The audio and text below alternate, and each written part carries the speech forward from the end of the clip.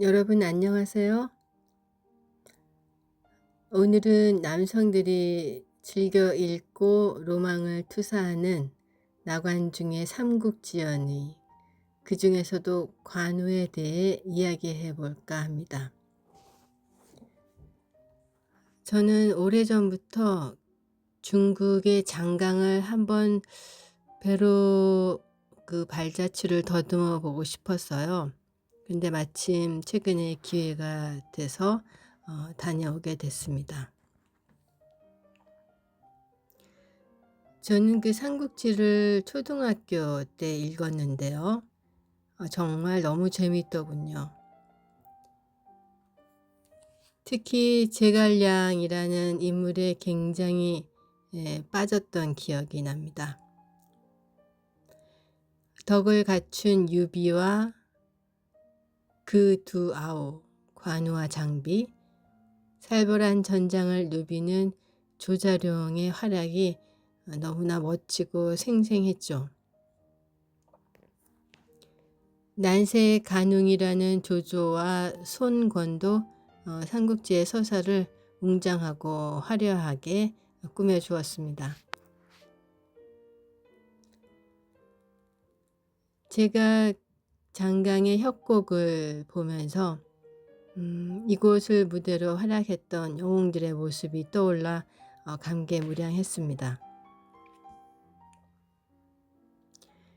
전남대 사학과의 이성원 교수에게 나관중이 삼국지에서 각별히 신경 써서 그린 인물이 누구인가 물었습니다. 이성원 교수는 제갈량과 관우를 들더군요. 제갈량이 문을 대표하는 페르소나라면 관우는 무를 대표하는 페르소나라고 말해 주었습니다. 유비나 조조, 손권이 아닌 관우라는 점이 참 흥미롭죠. 관우는 대추빛깔 얼굴에 긴 수염이 특징으로 그려져 있습니다. 80근이 넘는 청룡 언월도 역시 관우의 트레이드 마크라고 할 수 있죠. 칼날에 청룡이 새겨져 있고 누운 달 같아서 청룡 언월도라고 불렀습니다. 하지만 학자들은 나관중이 관우의 모습을 멋지게 그려내기 위해 청룡 언월도를 등장시킨 것으로 당시에는 이런 무기가 사용되지 않았다고 하네요. 청룡 언월도에서 이제 도는 한쪽에만 날이 있는 칼이죠. 도는 그 무게가 굉장히 무거워서 파괴력도 대단합니다. 중국에서는 관우를 무를 대표하는 무신이자 재물을 관장하는 재물신으로도 숭배를 하고 있습니다. 우리나라에서 동관묘, 동묘라고 들어보셨죠? 이곳이 관우를 제사 지낸 사당입니다. 임진왜란 때 우리나라와 함께 왜군을 물리친 명나라 장수와 군인들이 관우를 꿈에 본 이후 승리했다며 조선에 관우 사당을 짓도록 했죠. 이후에 고종은 관우에 대해 특별한 예를 갖추도록 했는데요. 군사적으로 극심한 위협을 받던 시기라 무를 관장하는 관우의 힘을 빌고 싶었던 것 같습니다.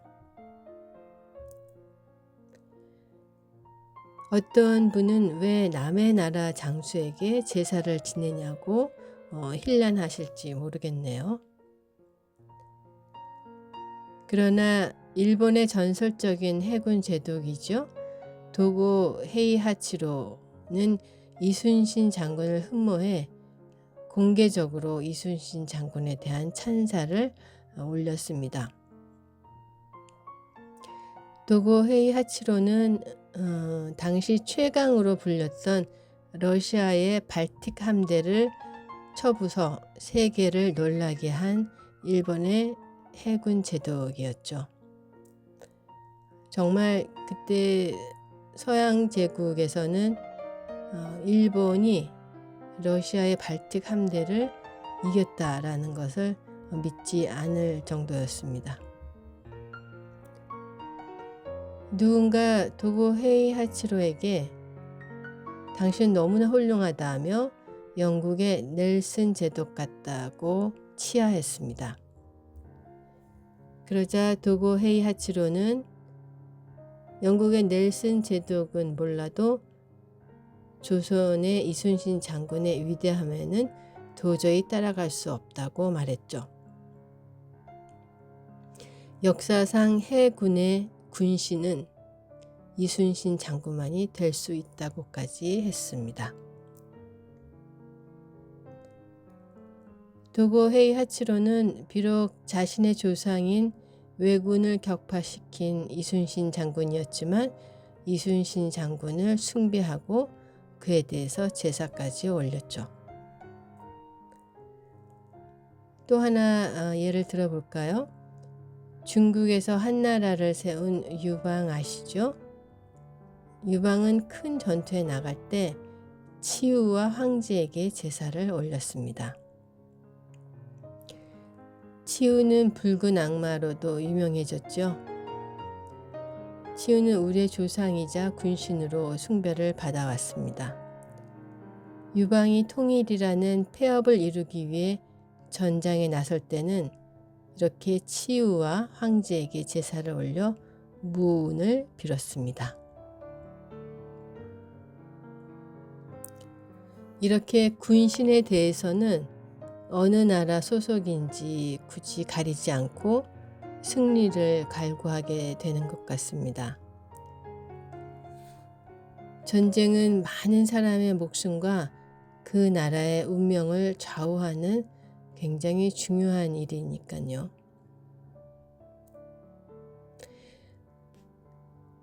중국인들이 관우를 군신으로, 더 나아가 제물신으로 섬기는 일이 흥미롭습니다. 아마 현대는 전쟁이 많지 않으니 관우의 위대함을 빌어 부자가 되고 싶은 마음이겠죠.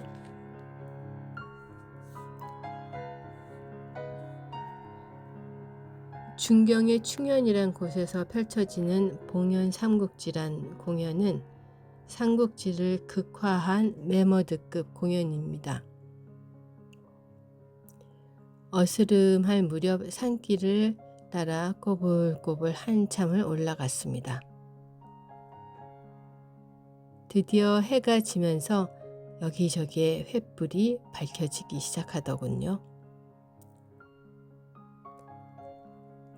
시작은 도원결의를 표현한 복숭아꽃 전원이 펼쳐진 아름다운 우정의 파노라마를 예고했습니다.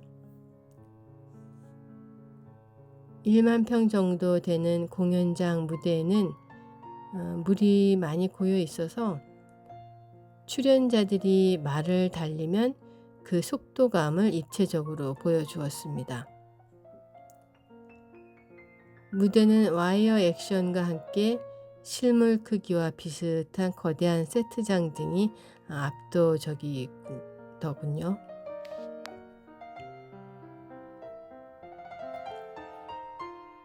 (2,000명) 이상이 들어가는 관람석은 레일을 따라 전체가 움직여 박진감을 더했습니다.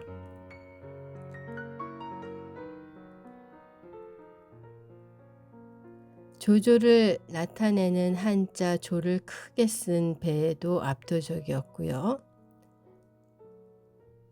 유비와 조조, 손권, 장비, 조자룡 등이 나오지만 결국 가장 큰 영웅은 관우였습니다.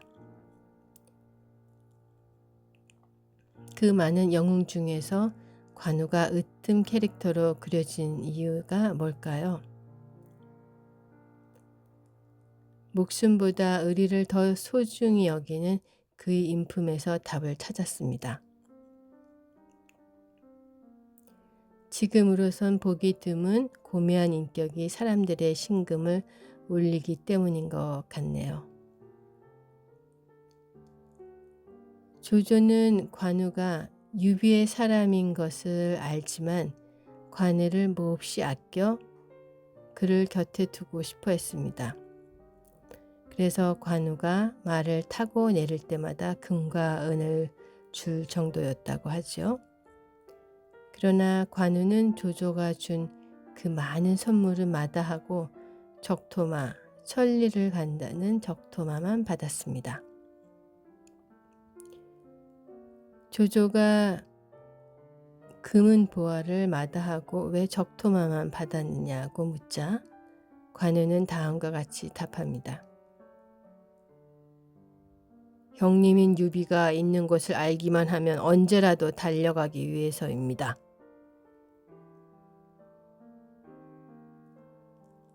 봉현 삼국지에서 엔딩 부분에 여러 명의 관우가 와이어를 타고 내려오는 장면이 있습니다.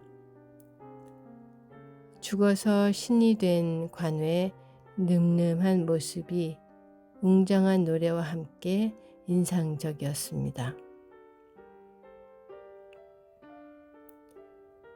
황제처럼 세상을 호령한 조조나 수많은 인재들을 거느린 덕의 화신 유비, 손권이 아닌 관우에게 그토록 많은 애정을 쏟는 이유가 관우가 보여준 충의, 의리라는 점에서 사람들이 높게 평가하는 것 같습니다.